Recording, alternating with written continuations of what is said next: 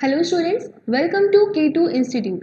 So today we will be starting a new topic which talks about the military and the democracy in Pakistan.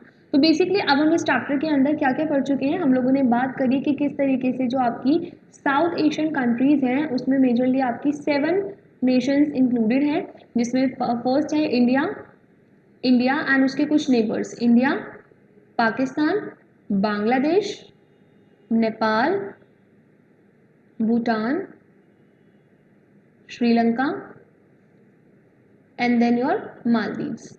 So these 7 nations constitutes our South Asian countries, right? हम लोगों ने overall एक timeline देखी थी last class के अंदर अपना।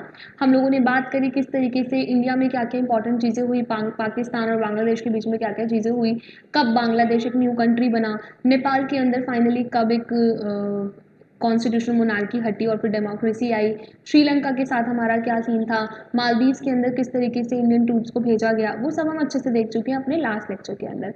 आज हम लोग बात करने वाले हैं पर्टिकुलरली पाकिस्तान की हिस्ट्री के बारे में कि पाकिस्तान, जैसे मैंने आपको लास्ट क्लास में बताया था कि इंडिया और Sri Lanka were the only 2 countries जहाँ पे इंडिपेंडेंस के बाद एक स्टेबल गवर्नमेंट रही है। बट अगर हम इन सब कंट्रीज़ की बात करें तो यहाँ पर कहीं ना कहीं आप देखेंगे इंडिपेंडेंस के बाद कभी आपका डेमोक्रेटिक गवर्नमेंट आई एक बहुत ही शॉर्ट पीरियड ऑफ टाइम के लिए, देन वहाँ पे मिलिट्री रूल आया, या आप देखेंगे कि जैसे नेपाल और भूटान है तो वहाँ पे मोनार्की सिस्टम भी आया आपका। तो that's how we can say कि only India and Sri Lanka were the 2 countries जहाँ पे इंडिपेंडेंस के बाद एक स्टेबल फॉर्म ऑफ गवर्नमेंट देखने को मिली। बट पाकिस्तान में बहुत सारे अप्स एंड डाउन्स आए थे, कभी प्रॉपर डेमोक्रेटिक गवर्नमेंट होती, कभी वहाँ पे मिलिट्री रूल होता, कभी प्रेसिडेंशियल फॉर्म। तो वो आज हम एकदम डिटेल में देखने वाले हैं कि किस तरीके से पाकिस्तान के अंदर डेमोक्रेटिक गवर्नमेंट आई और मिलिट्री रूल आया और वो सब कैसे कैसे क्या क्या हुआ। तो आई hope the topic will be interesting for you, please pay attention. Okay, so after Pakistan framed its first constitution, General Ayub Khan took over the administration of the country and soon got himself elected. Please आप इस sentence को ध्यान से पढ़िएगा, इसमें लिखा है son got himself elected.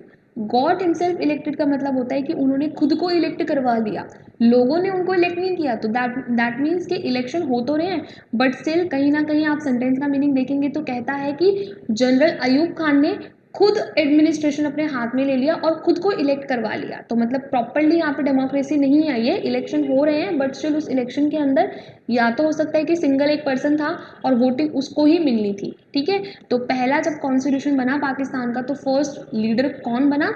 General Ayub Khan वहाँ के लीडर बने, खुद से बने, लोगों ने नहीं बनाया। He had to give up office when there was popular dissatisfaction against his rule. अब आप देख ही रहे हैं कि जब लोगों ने इलेक्ट किया ही नहीं था तो बाद में जाके लोगों ने उनके प्रति कुछ अपना डिससेटिस्फेक्शन दिखाया, तो जिस वजह से उन्हें अपनी जो पोजीशन थी वो छोड़नी पड़ी। और उनके पोजीशन से हटने के बाद में मिलिट्री को रास्ता खाली मिल गया to take control of the nation. और उस टाइम में मिलिट्री के जो जनरल थे उनका नाम था याह्या खान। तो याह्या खान ने फिर पाकिस्तान के अंदर मिलिट्री रूल एस्टेब्लिश कर दिया और इसी मिलिट्री रूल के दौरान पाकिस्तान को बांग्लादेश क्राइसिस भी फेस करने पड़े and after a war with India in 1971। तो अगर आप देखेंगे तो ये जितना भी हमारा इंडिया और पाकिस्तान के जो वॉर स्टार्टिंग वाले चले थे और ईस्ट बांग्लादेश जो अलग हुआ, बांग्लादेश बना फाइनली, तो वो भी आपका किसके अंडर हुआ? जनरल याह्या खान के अंदर। तो अगर आप लीडर्स की बात करें तो पहले जनरल कौन थे पाकिस्तान के? So that was your general Ayub Khan, general Ayub Khan. Then अगर हम सेकेंड लीडर की बात करें तो that was your Yahya Khan, Yahya Khan जो कि एक मिलिट्री रूलर थे, राइट, मिलिट्री के जनरल थे और उन्होंने मिलिट्री रूल एस्टेब्लिश किया था। East Pakistan broke away to emerge as an independent country called Bangladesh. ये हम पढ़ चुके हैं कि किस तरीके से 1971 दिसंबर के टाइम में, यहाँ आप देख भी सकते हैं 1971 दिसंबर के टाइम में फाइनली जो आपका बांग्लादेश था वो अलग हो गया, उसने फाइनली प्रोक्लेम कर दिया कि हम लोग अब इंडिपेंडेंट हैं। ठीक है, after this, an elected government called the leadership under the leadership of Zulfikar Ali Bhutto came into the power from 1971 to 1977.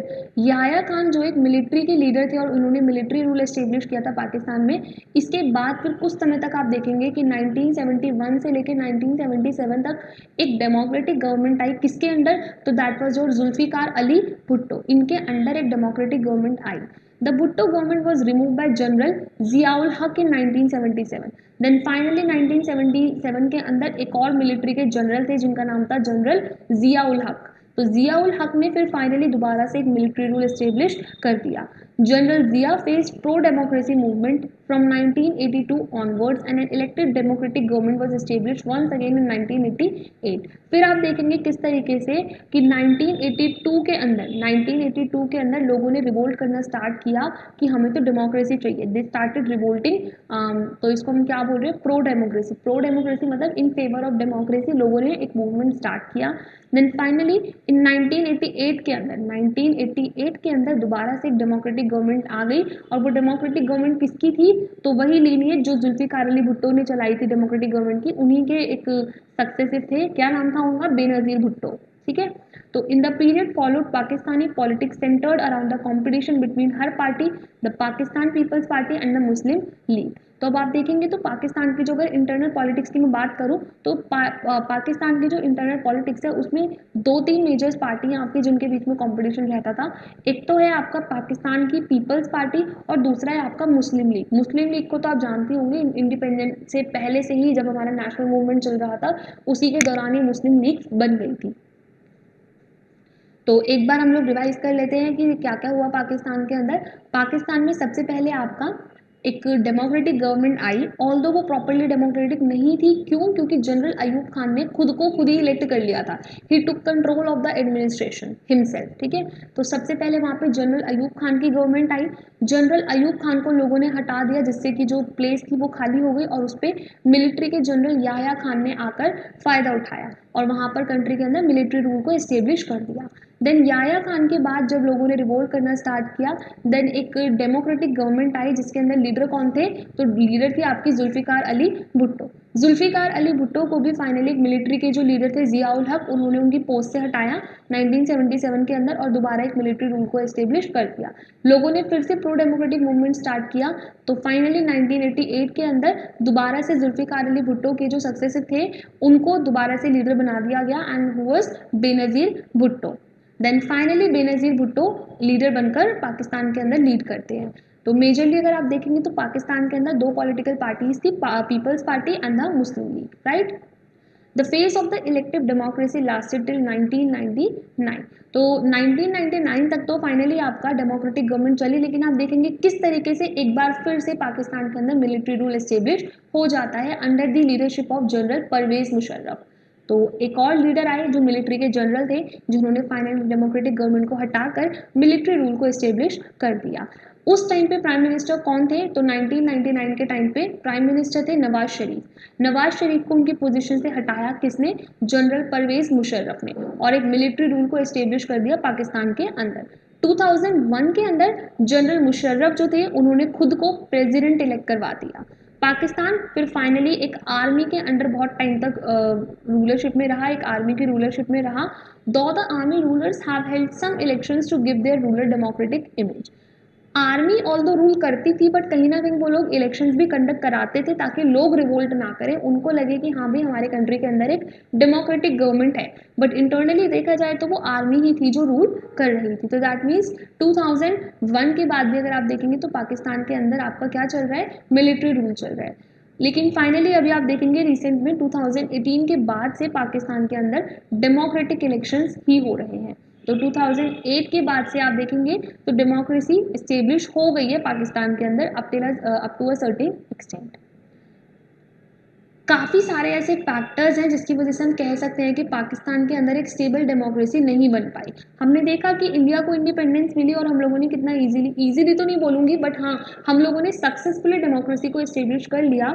1947 के बाद से इंडिया के अंदर तो एटलीस्ट अब तक कोई मिलिट्री रूल या फिर कोई ऐसा मिलिट्री कू प्रेसिडेंशियल रूल ऐसा नहीं आया है। हम लोग डेमोक्रेटिकली गवर्नमेंट को इलेक्ट करते हैं और हमारे यहाँ डेमोक्रेसी ही है 1947 के बाद से। बट अगर आप पाकिस्तान की बात करेंगे तो वहाँ पे ऐसा क्या था कि स्टेबल डेमोक्रेसी बनने में इतना समय लग गया, 2008 तक का समय लग गया। The social dominance of the military clergy and the land-owning aristocracy has led to the frequent overthrow of the elected governments and establishment of the military government. Pakistan के अंदर एक्चुअली जो डिफरेंस है रिच और पुअर के बीच में वो काफ़ी ज़्यादा है। पाकिस्तान के अंदर कुछ सेक्शन है, कुछ परसेंट पॉपुलेशन है जो काफ़ी रिच है, जिसके अंदर आपका मिलिट्री के लीडर्स आते हैं, क्लर्गी यानी कि आपके जो नोबल्स होते हैं, जो आपके इस्लाम स्कॉलर्स होते हैं वो आ गए, आपके लैंड एनिंग एरिस्टोक्रेसी जो लैंड ओनर्स थे उनके पास थोड़ी ज़्यादा ही पावर थी, इस्तेमाल करके क्या करते थे, जो डेमोक्रेटिक गवर्नमेंट है उसको थ्रो आउट कर देते थे। Pakistan conflict with India has made the pro military groups more powerful, और इंडिया और पाकिस्तान के बीच में जो लड़ाइयाँ चलती थी उसकी वजह से मिलिट्री और भी ज़्यादा पावरफुल हो गई थी। These groups have often said that political parties and democracy in Pakistan are flawed. और ये जो ग्रुप्स थे, जो मिलिट्री ग्रुप्स थे, इनका कहना था कि जो पॉलिटिकल पार्टी है पाकिस्तान के अंदर वो बहुत ज़्यादा खराब है, उनके अंदर बहुत सारी कमियां हैं, इसलिए हम रूल करेंगे। ठीक है, वो डेमोक्रेटिक गवर्नमेंट को क्रिटिसाइज करते थे। The Pakistan security would be harm bye selfish minded parties and chaotic government. तो उनका कहना था कि अगर पाकिस्तान के ऊपर कोई ये फालतू की डेमोक्रेटिक गवर्नमेंट्स रूल करेंगी जो अपने बारे में सोचती हैं, तो इससे पाकिस्तान की इंटेग्रिटी को खतरा है, पाकिस्तान की सिक्योरिटी को खतरा है, और इसलिए आर्मी को भी पावर में रहना चाहिए, वही जस्टिफाइड है।